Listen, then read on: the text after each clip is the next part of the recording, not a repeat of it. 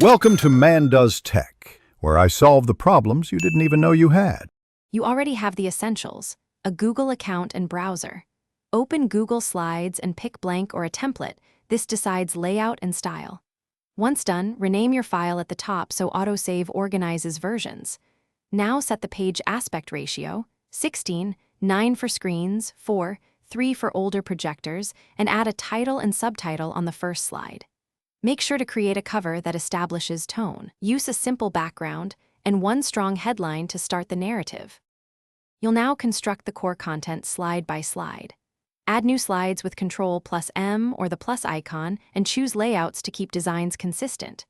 Insert images, charts, and tables. Align elements using rulers and guides so spacing reads cleanly.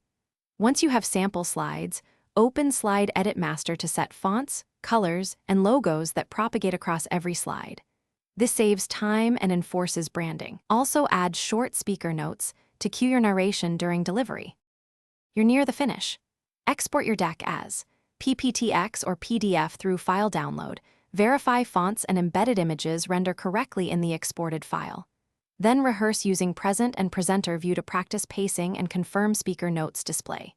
If you need animations, test them in the exported format too. If anything goes wrong, missing fonts, broken images, or sync failures, reopen the master, relink assets, and reupload missing images. Clearing browser cache or toggling offline mode often resolves sync errors. Thanks for watching. If you found this helpful, don't forget to like and subscribe.